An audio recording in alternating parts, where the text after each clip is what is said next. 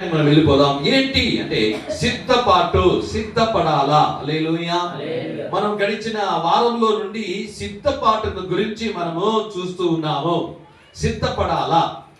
అప్పుడు మనము గడిచిన దినములో మనం తెలుసుకున్నాం దేవుని జనులారా, ఒక దేశానికి మనం పోవడానికి మనం ఎలా సిద్ధపడతాము అని చెప్పి మీకు అవన్నీ కూడా వివరించి చెప్తూ వస్తున్నాం.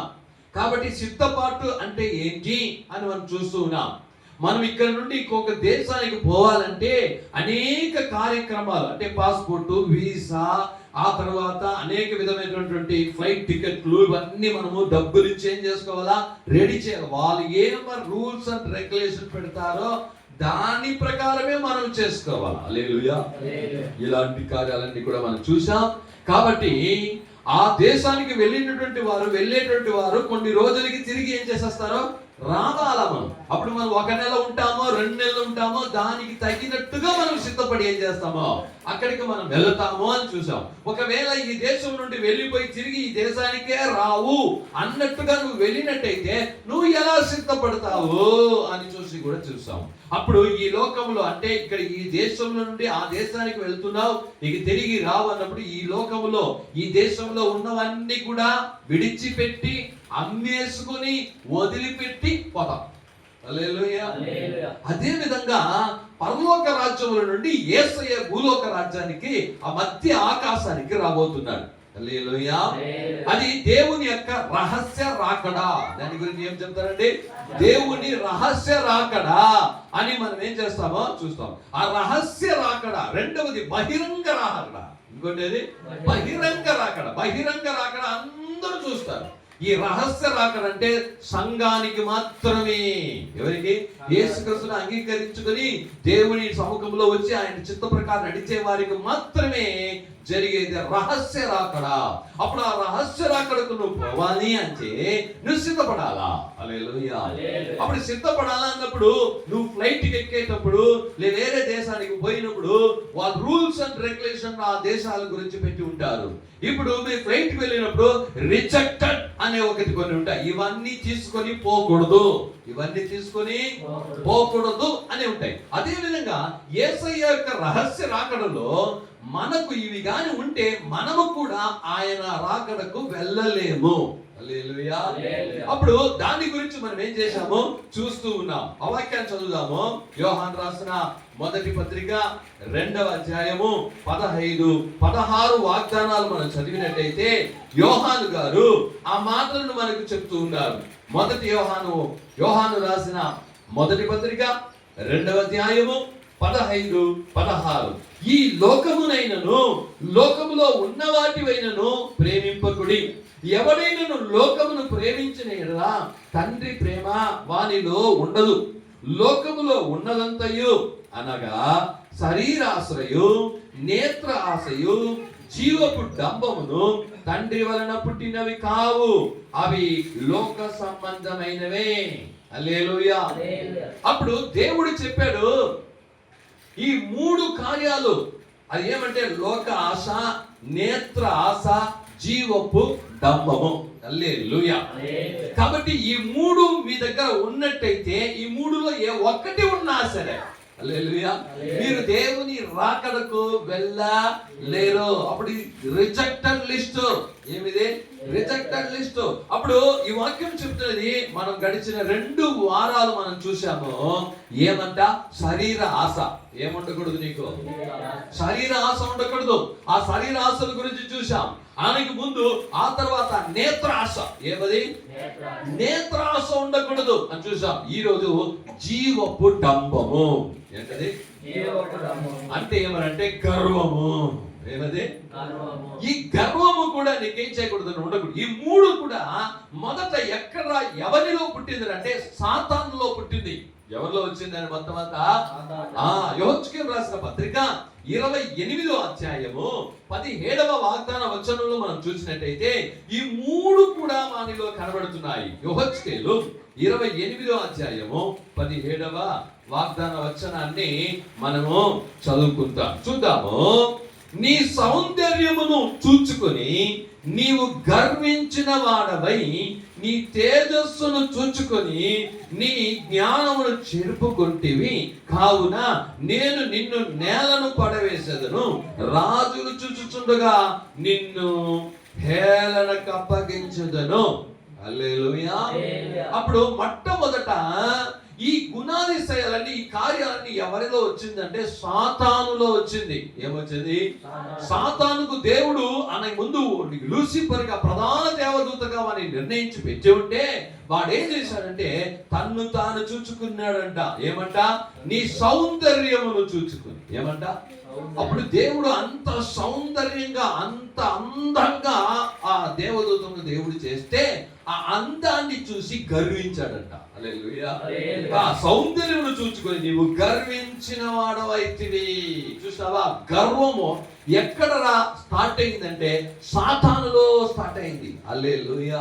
అందుకే ఆ గర్వం ఉన్నట్టయితే నువ్వు ఎక్కడికి వెళ్ళలేవు, దేవుని రాకడకు వెళ్ళలేవు. యేషయ్య 14వ అధ్యాయములో ఒక మాట రాయబడింది ఇతని గురించి కూడా. 12 నుండి 14 వరకు మనం చూసే యేషయ్య గ్రంథం 14వ అధ్యాయంలో మనం చూసుకుంటే దాంట్లో కూడా ఈ సాతానుని గురించి కొన్ని మాటలు రాయబడి ఉందా చూసుకుంటాం. 12వ వాక్యం నుండి 14వ వాక్యం. తేజో నక్షత్రమా, వేకువ చుక్క, నీవెట్లు ఆకాశం నుండి పడితివి, జనములను పడగొట్టిన నీవు నేలమట్టుము వరకు ఎట్లు నరకబడితివి. చూడండి, నరకబడితివి.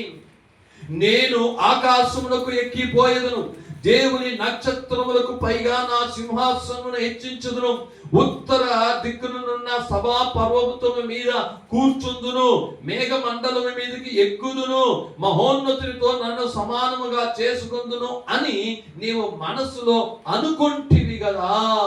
హల్లెలూయా. అప్పుడు వాళ్ళలో గర్వం వచ్చేసింది. ఏం చేసింది? నేను దేవునికి సమముగా నన్ను చేసుకుంటాను అనే గర్వం ఏం చేసిందంటే వచ్చింది జీవపు డంబము. ఏమంటది? జీవపు డంబము ఉండకూడదు. ఈ మూడు కూడా లోకము కార్యాలు, అంటే సాతాను యొక్క కార్యాలు. ఇవి ఉండకూడదు నీలో. కాబట్టి ఈరోజు జీవపు డంబాన్ని గురించి మనం తెలుసుకోబోతున్నాం. ఈరోజు దేవుని యొక్క వాక్యము వినిపోవడానికి కాదు. బాగా జాగ్రత్త తెలుసుకో. సంఘానికి వచ్చేది ఏదో వాక్యం వినేసి పోతా ఉండేది కాదు. ఏదో వాక్యం వినేస్తే నాకు అద్భుతం జరిగిపోతుంది, ఆశ్చర్యం జరిగిపోతుంది, అన్ని వచ్చేస్తాయి అనుకోమాక. అందుకే చెప్పినాను, నీ స్వస్థత నీ చేతుల్లో. ఎట్లంటే నీకు విడుదల నీ చేతుల్లో, నీకు విడుదల, నీకు ఆశీర్వాదం నీ చేతుల్లో. నీకు ఆశీర్వాదము నీ చేతుల్లో ఉంది. ఎట్లా? దేవుడు చెప్పిన మాట, ఇప్పుడు చెప్పిన ప్రతి వారం చెప్తున్న మాటను బట్టి నువ్వు నడిస్తే నీకు ఆశీర్వాదము, విడుదల, స్వస్థత వస్తుంది. నువ్వు విన్న వాటిని విడిచిపెట్టేసి నీకు ఇష్టంగా ఉంటే ఏది రాదు. బాగా తెలుసుకోవాలా. చెప్పింది విని గ్రహించి దాని ప్రకారం నువ్వు చేసుకుంటే మారు మనస్సు పొందితే విడుదల నీకే, స్వస్థత నీకే, అద్భుతం నీకే, ఆశ్చర్యం నీకే, ఆశీర్వాదాలు నీకే. హల్లెలూయా. కాబట్టి పాస్టర్ ఇచ్చేది కాదు ఇది, దేవుడు నీకు ఇచ్చేది. ఇవన్నీ ఎవరిస్తారండి?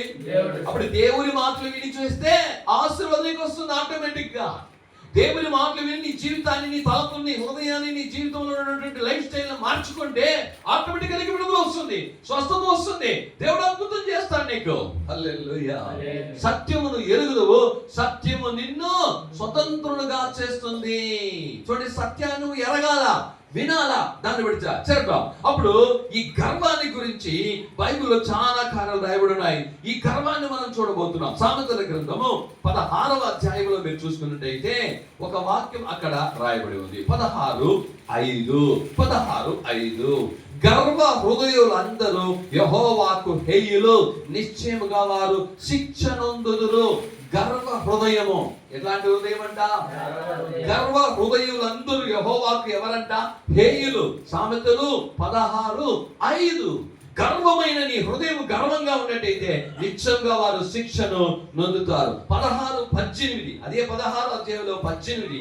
నాశనకు ముందు గర్వము నడుచును, పడిపోవుటకు ముందు అహంకారమైన మనస్సు నడుచును. హల్లెలూయా. నాశనానికి ముందు గర్వం. గర్వం ఉంటే అతడు ఏమవుతాడంటే నాశనం అయిపోతాడు అని అర్థం. గర్వం అంటే ఈ యొక్క సాతానుడు అంతకు ముందు పరలోకంలో దేవదూతగా ఉన్నాడు. గర్వం ఎప్పుడైతే వచ్చిందో నాశనం అయిపోయాడు, కిందికి పడదోయబడ్డాడు. వానికి ఆల్రెడీ తీర్పు తీర్చబడి ఉన్నది. ఏమంట? తీర్పు తీర్చబడి ఉన్నది. వానికి ఇంకొక తీర్పు లేదు, తీర్పు ఆల్రెడీ అయిపోయింది. వాని కొరకే నరకం రెడీ చేసి పెట్టినాడు.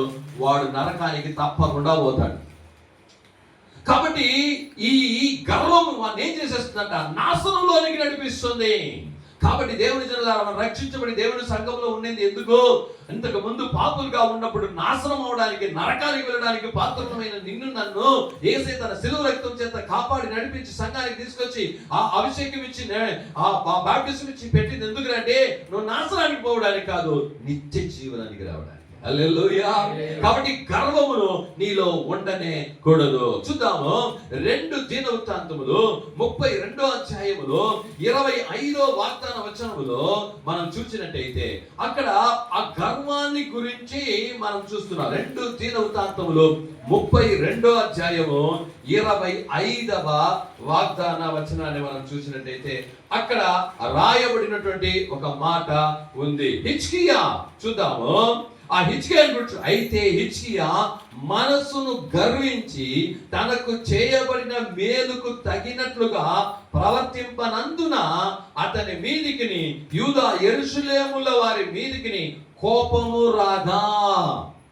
హల్లెలూయా. హిజ్కియా ఏం చేశాడంట?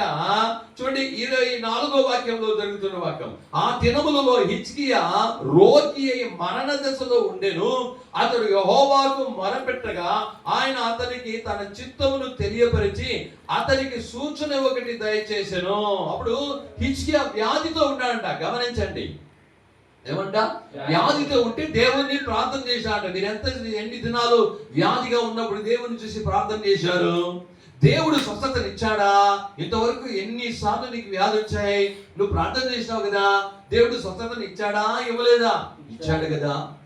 హల్లెలూయా. ఇచ్చాడు కదా. ఈ రోజు వాక్యం చెప్తున్నది ఆయన చిత్త ప్రకారం చేస్తే అయితే హిజ్కియా మనసును గర్వించి ఏమంట? వాని బాగు చేస్తే వాళ్ళు ఏమొచ్చిందంట? గర్వం వచ్చిందంట. ఆలోచించండి దేవుని పిల్లారా. 2020లో కరోనా వచ్చింది. ఆ కరోనా నుండి నిన్ను కాపాడాడు యేసయ్య. కొన్ని సమయంలో కరోనా వచ్చిన వారిని కూడా దేవుడు స్వస్థపరిచాడు. కరోనా వచ్చిన వారి పక్కన ఉన్నప్పుడు కూడా అది నీకు రాకుండా దేవుడు నిన్ను కాపాడాడు కదా. అప్పుడు నువ్వేం చేయాలి? దానికి తగిన ప్రతిఫలమును నువ్వు చేసావా? హల్లెలూయా. ఎన్నిసార్లు వ్యాధులు వచ్చాయి నీకు? ఎన్నిసార్లు మొరపెట్టావు? ఎన్నిసార్లు దేవుడు స్వస్థపరిచాడు? నువ్వు దేవునికి దానికి తగిన ప్రతిఫలం చేయాల్సింది పోయి గర్వించి. చూడండి, ఈ హిజ్కియా ఏం చేశాడంట? అయితే హిజ్కియా మనస్సును గర్వించి తనకు చేయబడిన మేలుకు తగినట్టుగా ప్రవర్తించనందున. బాగా తెలుసుకోండి, దేవుడు నీకు మేలు చేస్తే మేలుకు తగినట్టుగా నువ్వు ప్రవర్తించాలా. హల్లెలూయా. యేసయ్య మేలు చేశాడు ఈ నెలలో. యేసయ్య మేలు చేస్తూ ఉన్నాడా లేదా? చేస్తూనే ఉన్నాడు. మేలు చేసిన కొలది దానికి ప్రతిఫలంగా నువ్వు కొన్ని కార్యాలు చేయాలా. మేలు పొందుతున్నావు, నాకు మేలు కావాలంటున్నావు, మేలు నువ్వు కూడా చేయాలి కదా. ఏం చేయాలా? నువ్వు కూడా మేలు చేయాలి కదా. దేవుని దగ్గర మేలు అడుగుతున్నావు. ఆ సంతోషం, నాకు మంచి కార్యాలు ఇవ్వు, స్వస్థత ఇవ్వు, విడుదల ఇవ్వు, ఆశీర్వాదం ఇవ్వు, అది ఇవ్వు, ఇది ఇవ్వు, గొర్రెలు ఇవ్వు, ఆవులు ఇవ్వు, మేకలు ఇవ్వు, ఇల్లు ఇవ్వు, పొలం ఇవ్వు, అది అన్ని అడుగుతున్నావు. సంతోషం, దేవుడు ఇస్తున్నాడు కదా. అప్పుడు నువ్వు కూడా మేలు చేయాలి కదా. నువ్వు కూడా ఏం చేయి? మేలు కదయ్యా చేయాలా. నువ్వు మేలును కోరుతున్నావు, మేలును కోరి కీడు చేస్తున్నావు. ఏంటి? మేలును పొందుకొని కీడుకు చేస్తున్నావు. ఇక్కడ యెహోషువా వ్యాధితో ఉంటే యేసును మొరపెడితే దేవుడు బాగు చేశాడు. కానీ దానికి తగినటువంటి ఏం చేయాలి? మేలుకు తగినట్లు ప్రవర్తన ఉందున అతనే మీదికి కోపం వచ్చేసి దేవుని అతని హృదయం ఏమైందంట? గర్వం. 25వ వాక్యం. అయితే హిజ్కియా మనసు గర్వించి. హల్లెలూయా. ఏమంట? ఎందుకయ్యా నీ గర్వము? కరోనా వస్తే అయ్యో నాకు కరోనా వచ్చింది, నన్ను బాగు చేశాడబ్బా, ఇంక మీద నేను బాగా నడుచుకోవాలా, బుద్ధిగా నడుచుకోవాలా, దేవునికి ప్రీతిగా నడుచుకోవాలని తగ్గింపు రావాలి కదా. దేవుడు చెప్పినట్టు చేయాలా అని తగ్గింపు రావాలి కదా. కానీ నీకు వచ్చింది స్వస్థపరిచిన తర్వాత ఉన్న చేస్తున్న కీడు కంటే ఇంకా ఎక్కువ చేస్తున్నావా? ఏం చేస్తున్నాను? చూడండి, గర్వం. వాడి హృదయం ఏమైందంట? గర్వం అయిపోయిందంట. దేవుడు స్వస్థపరిచేది ఎందుకు? దేవుడికి ఒక మేలు చేసేది ఎందుకు? నిన్ను ఇంకా తగ్గించుకోవాలి. అయ్యో, కరోనాలో చచ్చిపోయింది ఏమైంది? నేను, నా కుటుంబం, నా పిల్లలు, నా భర్త, నా భార్య ఆలోచించు. అయ్యో, నాకు స్వస్థత ఇచ్చాడే అని ఒక్కొక్క రోజు నువ్వు జ్ఞాపకం చేసుకుని దాన్ని తగినటువంటి మేలు నువ్వు చేయాలా. ఒకవేళ వ్యాధి వచ్చింది, ఆ వ్యాధిని స్వస్థపరిచాడు, దేవునికి ఎలా ఉండాలా? కృతజ్ఞత కలిగి ఉండాలి కదయ్యా. హల్లెలూయా. ప్రతిసారి వ్యాధి వస్తున్నది, బలహీనత వస్తున్నావు, ప్రార్థన చేస్తున్నావు, దేవుడు విడుదలిస్తున్నాడు, నీ హృదయం ఎలా ఉంది? ఇంకా గర్విస్తా ఉందా? గర్వం వస్తా ఉందా నీకు? ఇంకా గర్వమా? కాబట్టి ఆ గర్వాన్ని తీసేయి. హల్లెలూయా. దానియేలు గ్రంథంలో 5వ అధ్యాయంలో 20వ వాగ్దాన వచనాన్ని మనం చదువుకుంటే అక్కడ ఒక మనిషికి గర్వం వచ్చేసిందండి. చూద్దాము. 5వ అధ్యాయము 20వ వాక్యంలో మనం చదువుకుంటాం. దానియేలు రాసిన పత్రిక, దానియేలు రాసినటువంటి పుస్తకం 5:20. అయితే అతడు మనస్సున అతిశయించి బలాత్కారము చేయుటకు అతని హృదయమును కఠినము చేసుకొనగా దేవుడు అతని ప్రభుత్వమును అతని యొద్ద నుండి తీసివేసి అతని ఘనతను పోగొట్టెను. ఏం చేశాడ? ఈ రోజు నీకేమైనా ఇస్తే నువ్వు గర్వపడద్దు. హల్లెలూయా. అది అధికారం కావచ్చు, అది ఆశీర్వాదం కావచ్చు, అది విడుదల కావచ్చు, అది స్వస్థత కావచ్చు, అది దీర్ఘాయుష్ కావచ్చు, ఇంకొకటి కావచ్చు. నీకేమైనా దేవుడిస్తే నువ్వు గర్వించకూడదు. ఏం చేయకూడదు? నీకు సంఘములో ఒక పోస్ట్ ఇచ్చాడా, నువ్వు గర్వించకూడదు. ఇంకా తగ్గించుకొని కదా పని చేయాలా. నీకేదైనా ఒక కార్యం వస్తే నువ్వు తగ్గించుకోవాలి కదా. ఈరోజు చాలా మందికి ఆ గర్వం అనేది ఏం చేస్తున్నాయంట? వస్తున్నది. దానియేలు 4వ అధ్యాయము 37వ వాగ్దాన వచనములో ఒక మనిషి రాజుగా ఉన్నప్పుడు ఆయనకు ఒక దర్శనం వచ్చిందంట. ఏమొచ్చిందండి? ఆయనకు ఒక దర్శనం వచ్చిందంట. ఆ దర్శనాన్ని చూసి దానియేలు దగ్గర చెప్తే, అయ్యా జాగ్రత్తగా ఉండయ్యా, నీలో గర్వం రాకుండా చూసుకున్నాడు. ఏమే? కానీ ఆ మనిషి ఏం చేశాడంటే, చూడండి, ఆ 4వ అధ్యాయములో 29:30 చూసినట్టే, 12వ నెల గడిచిన పిమ్మట అతడు తన రాజధానియగు బబులోనులో నగరమందు సంచరించుచుండగా రాజు బబులోనును ఈ మహావిశాల పట్టణమును నా బలాధికారము నా ప్రభావమును కనపరచుటకై నా రాజధాని నగరముగు నేను కట్టించినది కదా అని తనలో తాను అనుకొనేను. రాజు నోట ఈ మాట ఉండగానే ఆకాశం నుండి ఒక శబ్దము వచ్చెను. ఏదనగా, రాజుకు నెబుకద్నెజరు, ఇది నీకు ప్రకటన, నీ రాజ్యం నీ యొద్ద నుండి తొలగిపోవును, తమ యొద్ద నుండి మనుషులు నిన్ను తరిమెదరు, నీవు అడవి జంతువుల మధ్య నివాసము చేయుదువు, పశువులు గడ్డి వేసెదవు. సర్వోన్నతుడు దేవుడు మానవుల రాజ్యమును అధికారి అయి ఉండి తాను ఎవరికి దాన్ని అనుగ్రహింప నిశ్చయించును వారికి అనుగ్రహించునని నీవు తెలుసుకునే వరకు 7 కాలములు నీకు ఇలాగ జరుగునని చెప్పాను. హల్లెలూయా. ముందుగానే దర్శనంతో చూపించాడు, జాగ్రత్తగా ఉండాలని, నీలో గర్వం రాకూడదని. హల్లెలూయా. శుక్రవారం రోజు బైబిల్ స్టడీ కొరకు ప్రార్థన చేస్తా ఉంటే ఉదయమో ఒక దర్శనం చూపించాడు. ఆ దర్శనం చూసి కలవరం అయిపోయింది. ఏం జరగబోతుందో తెలియదు. హల్లెలూయా. ఇంకా కలవరం పోలే, ప్రార్థన చేస్తున్నా. హల్లెలూయా. ఇక్కడ నేను కట్టిన బాబిలోను, వాడు కట్టించాడు నగరాన్ని చూసి సూపర్. హల్లెలూయా. గర్వము ఎలా వస్తుందో తెలుసా? నిన్ను నీవు మెచ్చుకోవడం వలన. బాగా తెలుసుకోండి, గర్వం ఎలా వస్తుందంట? నిన్ను నువ్వే మెచ్చుకుంటావు. చూడు, నేను సూపర్ రా, నేను బాగున్నాను రా, నేను కరెక్ట్గానే చేసినాను. ఇంకోటి ఎవరంటే, నేను కరెక్ట్గానే చేసిన అన్ని, నేను అదంతా తప్పేం చేయలేదు, నేను కరెక్ట్గానే చేసిన. నిన్ను నువ్వు ఎప్పుడైతే కరెక్ట్ చెప్పుకుంటావో ఏమే? గర్వంలోనికి తీసుకుపోతుంది. నిన్ను నీవే మెచ్చుకుంటావో, ఎప్పుడు నిన్ను నీవో మెచ్చుకుంటావో, అబ్బా ఎంత చేశాను తెలుసా ఈరోజు, ఓహో సూపర్ గా చేశాను రా, సూపర్ గా ప్రసంగం చేశాను రా, సూపర్ గా పాడినాను రా, సూపర్ గా. గర్వం ఆటోమేటిక్ గా సాధన లోపలిగా చేస్తాడు. గర్వం. అందుకే ఇన్స్ట్రుమెంట్స్ ప్లే చేసే వాళ్ళు జాగ్రత్తగా ఉండాలి. నువ్వు ఇన్స్ట్రుమెంట్ ప్లే చేస్తే సూపర్ గా ఉంటుంది, సూపర్ గా పాటలు పాడేవాళ్ళు, సూపర్ గా ఆరాధించే వాళ్ళు గుడ్.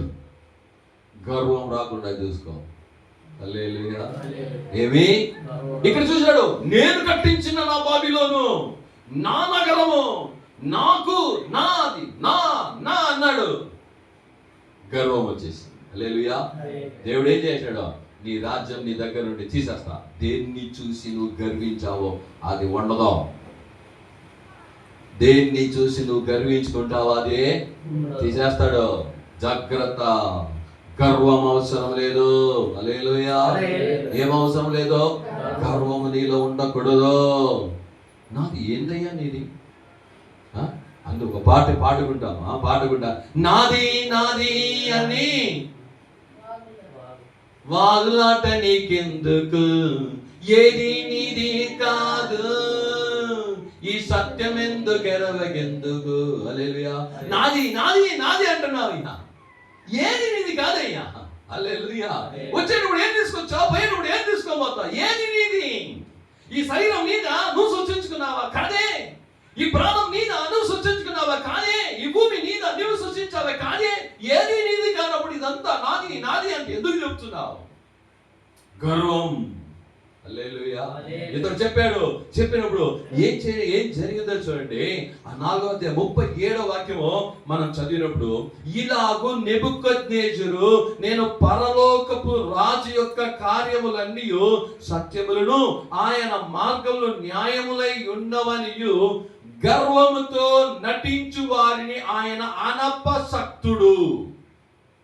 గర్వంతో నటించే వారిని దేవుడు ఏం చేస్తాడంట? ఆనగా కొడతాడు. ఏం చేస్తాడంట? ఆనగా కొడతాడు. వాడు గర్వించాడు, వాడిని తీసుకొని పై నుండి తీసి సాతానుడి కాళ్ళ కింద భూమికి ఏం చేశాడు? పడదోశాడు. ఆనగా ద్రొక్కుతాడు. హల్లెలూయా. అని తెలుసుకున్నాడయ్యా ఆయన. హల్లెలూయా. ఆయన్ని స్తుతించుకొని ఆడు గణపరచుచున్నాను. గర్వం అని ఏం చేసింది? పొడిచాడు, తగ్గించి 7 కాలాలు వాడు మృగమైపోయాడు. మనిషి మృగంగా మారిపోయాడండి. గడ్డి తిన్నాడండి. బైబిల్లో ప్రపంచంలో ఇలాంటి కార్యం జరగనే లేదు, జరగదు. దేవుడు చేశాడు. గర్విస్తే గడ్డి తింటావు. హల్లెలూయా. గర్వము నీలో ఏం చేయకూడదంట? ఉండకూడదు. కీర్తనలో 59వ అధ్యాయములో మనం ఒక మాట చదువుకుంటాము. 59 12వ అధ్యాయములు 12వ వాక్యములో ఒక మాట ఆ దావీదు గారు మనకు రాసి పెట్టారండి. కీర్తనలు 59 12వ వాగ్దాన వచనము. కోపము చేత వారి పెదవులు మాటలను బట్టి, వారి నోటి పాపములను బట్టి, వారు పలుకు శాపమును బట్టి, అబద్ధములను బట్టి వారు తమ గర్వములో చిక్కబడుదురుగాక. ఈరోజు మనుషులు ఏమంట? వాళ్ళ మాటల్లో గర్వం ఉంది. ఏమే? మాటల్లో గర్వం ఉందంట. వారి నోటిలో పెదాల్లో గర్వం ఉందంట. నోటి మాటల్లో వారికి ఏముందంట? గర్వం ఉంది. నువ్వు గర్వంగా మాట్లాడుతున్నావు, నీ మాటలను చూసి తెలుసుకోవచ్చు. ఏమి? నీ మాటలను చూసి తెలుసుకోవచ్చు. ఒకటి తెలుసు, గర్వం అంటే ఇహలోకపు వస్తువులను చూసి గర్వం మాత్రం కాదండి, ఆత్మీయ గర్వం కూడా. ఏమది? ఆత్మీయ గర్వం. నాకు ఎన్ని తెలుసా? నాకు బైబిలే తెలుసా? గర్వం ఏంటి? గర్వము. అందుకే జాగ్రత్త. హల్లెలూయా. గర్వం నీకు ఎప్పుడు? ఈరోజు చాలా మంది యవనస్తులు చదువును చూసి గర్వం, కొంతమంది పనిని చూసి గర్వం, కొంతమంది పదవులను చూసి గర్వం, కొంతమంది పెద్ద ఇల్లుని చూసి గర్వం, కొంతమంది పెద్ద జ్ఞానం చూసి గర్వం. ఎందుకయ్యా గర్వము? చదువుకున్నావా? ఉన్ని దానికి ఎందుకు గర్వపడతావు? మంచి ఉద్యోగం వచ్చిందా? ఉన్ని దాన్ని చూసి ఎందుకు గర్వపడతావు? ఒక ఇల్లు ఇచ్చాడా? ఉన్ని దాన్ని చూసి ఎందుకు గర్వపడతావు? ఏ విషయాన్ని చూసి నువ్వు గర్వపడతావు? కొంతమంది అందాన్ని చూసి గర్వం. ఎట్లా? అందాన్ని చూసి. ఇక్కడ వాడు సాతానుడు ఫస్ట్ చూసుకుని వాడిని తన అందాన్ని చూసుకుంటా గర్వించాడు. హల్లెలూయా. ఏమంట? హల్లెలూయా. అందం ఏమైపోతుంది? ఒకరోజు క్షీణించిపోతుంది. దేవుని ప్రేమ క్షీణించిపోతుంది. హల్లెలూయా. నిన్ను చూసి ఎవరు అందంగా లేదంటే సంతోషపడు. ఇంకో ఏం మొహం చూడు, అయ్యా నల్లగా ఉంటాడంటే సంతోషపడు. యేసయ్య నిన్ను చూసి ఏం చేస్తాడంటే బుద్ధిస్తా. నువ్వు ఈ లోకంలో ఉండే అందం కాదు. హల్లెలూయా. అందాన్ని చూసి ఏం చేయొద్దు? గర్వించద్దు. ఈరోజు అందమే ఎంతో మందికి అపాయకరంగా మారిపోయింది తెలుసా. హల్లెలూయా. గర్వించద్దు. అందుకే చెప్తున్నాడు దేవుని జనులారా, గర్వము నీకు ఉండకూడదు. ఆమేన్. హల్లెలూయా. రోమీయులకు రాసిన పత్రిక 11వ అధ్యాయము 17 నుండి 20 వాక్యాలు కూడా వేగంగా నీకు చెప్పేసి నేను ముగిస్తాను. చూడండి, రోమీయులకు రాసిన పత్రిక 11వ అధ్యాయము 17 నుండి 20 వరకు అపోస్తలుడైన పౌలు చెప్తున్నాడు, అయితే కొమ్మలలో కొన్ని విరిచివేయబడి అడవి ఒలీవ కొమ్మమైన నీవు వాటి మధ్యలో అంటుకట్టబడి ఒలీవ చెట్టు యొక్క సారవంతమైన వేరులో వాటితో కలిసి పాలు పొందిన ఎడల ఆ కొమ్మల పైన నీవు అతిశయింపకము. నీవు అతిశయించితివా? వేరు నిన్ను భరించుచున్నది గాని నీవు వేరును భరించుట లేదు. అందుకు నేను అంటుకట్టబడుట నిమిత్తము కొమ్మలు విరిచి వేయబడినని నీవు చెప్పుదువు. మంచిది. వారు అవిశ్వాసం వల్ల విరిచి వేయబడిరి, నీవైతే విశ్వాసమును బట్టి నిలిచి ఉన్నావు. గర్వింపక భయపడు. గర్వింపక భయపడు. హల్లెలూయా. ఈ రోజు మనం అంతా అన్యులం. అద్భుతంగా ఈ రోజు మ్యాథ్యూ వాక్యం చెప్పాడు. హల్లెలూయా. మనమంతా ఎవరండి? అన్యులం. అద్భుతంగా యేసయ్య మనల్ని తీసుకొచ్చి రక్షించి సంఘంలో ఏం చేశాడు? పెంచాడు. ఈ 11వ అధ్యాయంలో చెప్పినప్పుడు ఇశ్రాయేలు గురించి చెప్తున్నాడు. ఎవరి గురించి? ఇశ్రాయేలు ఒక చెట్టును చూపించాడు. ఆ చెట్టు కొమ్మలను నరికేశాడంట యేసయ్య. ఏం చేశాడంట? ఇశ్రాయేలు ఎవరండి? ఎప్పుడు నుండి? అబ్రహాము నుండి. హల్లెలూయా. ఇశ్రాయేలు ఎక్కడ స్టార్ట్ అయింది? అబ్రహాము నుండి స్టార్ట్ అయింది. అయ్యా, ఇశ్రాయేలు జనులు ఎంతమంది తెలుసా? కానీ కొమ్మలను నరికేశాడు. నువ్వు ఎన్నేళ్ళ వెళ్ళొచ్చో పెద్ద మానవే. ఇశ్రాయేలు కొమ్మలు నరికేశాడు. ఎందుకు నరికేశాడు? వాళ్ళు లోబడలేదు, విశ్వాసించలేదు, నరికేశాడు.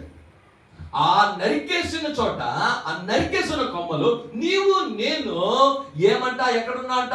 అడవి ఒలీవ కొమ్మలు, పనికిరాని కొమ్మలుగా ఉన్నా, పనికిరాని చెట్లుగా ఉన్న ఆ కొమ్మలను నరికి తీసుకుని వచ్చి ఈ కొమ్మలతో అంటు కట్టాడు. ఏం చేశాడు? అంటు కట్టాడు. ఆ కొమ్మలను చూసుకొని గర్వించొద్దు. నువ్వు రక్షించబడినావు, సంతోషమే. కానీ ఒక్కసారి ఆలోచించు, ఆ చెట్టు నువ్వు భరించేది ఏంటంటే వేరే చెట్టును భరిస్తుంది కానీ కొమ్మ వేరును భరించడం లేదు. హల్లెలూయా. అందుకే అక్కడ చెప్తున్నాడు, కాబట్టి ఇక్కడ గర్వింపక భయపడు. ఇశ్రాయేలీయులు అబ్రహాము నుండి సంతతిగా వస్తున్న సంవత్సరాలు ఎన్నో ఏండ్ల తరబడి వస్తున్న ఇశ్రాయేలు సంతతిని నరికేశాడు. నిన్ను నరకడం ఎంతసేపు దేవునికి? నువ్వు గర్విస్తే నరికి పారేస్తాడు, నువ్వు లోపలికిపోతే నరికి పారేస్తాడు. ఇశ్రాయేలు నరికేశాడు, అవసరం లేదు నాకు. నువ్వెంత? నేను అన్యులుగా ఉండి యేసు నన్ను చేర్చుకున్నాడన్నంత భయం. అయ్యో, నన్ను ఎడన్నా నరికేస్తాడేమో, అయ్యో నేను గర్వించకూడదు, ఏ విషయంలో నా గర్వం రాకూడదు. అది భయపడు. గర్వింపక భయపడు. నీకు దేవుడి కుమారుడుగా ఉండడానికి దేవుడు నీకు అధికారం ఇచ్చి తీసుకొచ్చి పెట్టాడే. ఇశ్రాయేలుకు ఉన్నటువంటి సమభావాన్ని నీకు ఇచ్చాడే యేసయ్య. ఇశ్రాయేలుకి ఎలాంటి అధికారం ఉందో సేమ్ అధికారం నీకు నాకు ఇచ్చాడయ్యా యేసయ్య. నువ్వు గర్విస్తావా? తగ్గించుకుంటావా? గర్విస్తే నిన్ను కూడా నరికేస్తానని తెలుసుకో. జాగ్రత్త. ఎవ్వరు ఇశ్రాయేలు నరికేశాడు. వాళ్ళు లోబడలే, నమ్మలే, గర్వించారు. హల్లెలూయా. అందుకే పౌలు ఇక్కడ చెప్తున్నాడు, నరికేశాడు. హల్లెలూయా. అప్పుడు నీకేం ఉండకూడదు?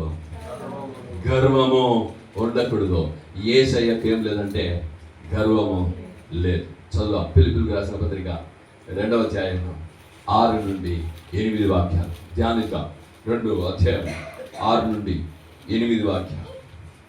ఆయన దేవుని స్వరూపము కలిగిన వాడై ఉండి దేవునితో సమానముగా ఉండుట విడిచిపెట్టకూడని భాగ్యమని ఎంచుకొనలేదు గాని మనుషుల పోలికగా పుట్టి దాసుని స్వరూపమును ధరించుకొని తన్ను తానే రిక్తులుగా చేసుకొనెను. మరియు ఆయన ఆకారమందు మనుషులుగా కనబడి మరణము పొందునంతగా, అనగా సిలువ మరణము పొందునంతగా విధేయత చూపిన వాడి తన్ను తాను తగ్గించుకొనెను. హల్లెలూయా. దేవుడి లోకములో తన్ను తాను తగ్గించుకొని మనుషుడుగా ఈ లోకానికి వచ్చి సిలువ వరకు తన్ను తాను తగ్గించుకున్నాడంట. సిలువ వరకు తన్ను తాను తగ్గించుకున్నాడు. ఎవరైనా ఆకాశాన్ని సృష్టించినంతను, ఎవరైనా ఆకాశంలో సూర్య చంద్ర నక్షత్రాలను సృష్టించినతను, ఎవరైనా భూమిని సృష్టించినతను, ఎవరైనా భూమిలో ఉన్నటువంటి ఆ మేకలు, ఆవులు, గొర్రెలు, మనుషులు, చెట్లు అన్ని సృష్టించిన దేవుడు, ఎవరైనా సముద్రాన్ని సృష్టించిన దేవుడు, ఎవరైనా సముద్రంలో ఉన్న మత్స్యములు, చిన్న మత్స్యములు, పెద్ద మత్స్యములను సమస్తమును సృష్టించిన దేవాది దేవుడు, అతడికే గర్వం రావాలా, అతనికి ఏమి కావాలా, మెప్పు రావాలా. కానీ అప్పుడు ఆయన మెప్పు కాకుండా తన కార్యాలన్నీ విడిచిపెట్టి తన్ను తాను తగ్గించుకొని రిక్తునిగా చేసుకొని, వాట్ ఈస్ మీనింగ్ రిక్తుడు? Nothing, I am nothing. మనుషుల దాసత్వమును పొంది ఏమంట దాసిగా వచ్చాడండి. దాసి అంటే పని మనిషి, ఏం చెప్తా చేస్తాడు. ఎవరైనా ఎలా వచ్చాడయ్యా ఆయన? నీలో ఎందుకు గర్వం? నువ్వు దేన్ని సృష్టించావు? ఆకాశాన్ని సృష్టించావా? ఏమిటిని సృష్టించావు? మనిషిని సృష్టించావా? ఇంకొకటి సృష్టించావా? ఏమిటి సృష్టించావు? ఎందుకు నీకు గర్వం? దేన్ని చూసుకుని నీకు గర్వం? సమస్తాన్ని సృష్టించిన దేవాది దేవుడు, ఆయనకు రావాలయ్యా గర్వము. ఆకాశాన్ని సృష్టించిన ఆయన, సూర్య చంద్ర నక్షత్రాలను సృష్టించిన ఆయన, ఈ భూమిని బంతి వలె పైన పెట్టి తిరిగి పెంచిస్తున్నది ఆయన. ఆయన నేను చేశాను చూడరా అని చెప్పకుండా ఆయన తన్ను తాను తగ్గించుకొని రిక్తునిగా చేసుకొని భూమిలో మనిషిగా పుట్టాడయ్యా నీ కొరకు, నా కొరకు. హల్లెలూయా. ఎందుకు గర్వం? దేన్ని చూసి గర్వం? దేన్ని చూసి గర్వపడుతున్నావు? ఏమి సృష్టించావని గర్వపడతావు? నువ్వే సృష్టించావు. ఇద్దరు మధ్యల జగడాలను పుట్టించి సృష్టించి ఇదా చేస్తుంది.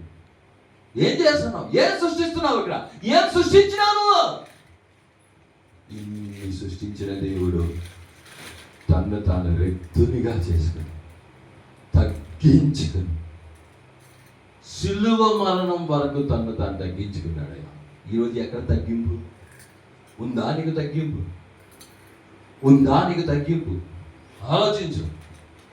ఎక్కడుంది తగ్గింపు? ఒక మాట చెప్తే గర్వం నేను అంటా. తగ్గింపు ఉందా? యేసయ్య తన్ను తానేం చేసుకున్నాడంట? తగ్గించుకున్నాడు. యాకోబు 4:6 దేవుడు అహంకారులను ఎదిరించి దీనులకు కృప చూపును. ఏం చేస్తాడంట? అహంకారులను ఎదిరిస్తాడు. నువ్వు అహంకారుగా ఉంటే నిన్ను ఎదిరించేది ఎవరంటే సాతాను కాదు, దేవుడే. ఏ విషయంలో నీకు అహంకారం ఉంటే నిన్ను ఎదిరించేది ఎవడు? దేవుడే. 2 దినవృత్తాంతం 32:26 ఆ హిజ్కియా గర్వించాడు కదా. ఆ 26వ హిజ్కియా హృదయ గర్వము విడిచి, ఏమే ఈరోజు వాక్యం వింటున్న నీవు హృదయ గర్వాన్ని విడువు. 2 దినవృత్తాంతం 32:26 హిజ్కియా హృదయ గర్వమును విడిచి తమ్మును తాము తగ్గించుకొని కనుక యెహోవా కోపము జనుల మీదకు రాలేదు. దేవుని కోపము ఈరోజు మండుతూ ఉన్నది.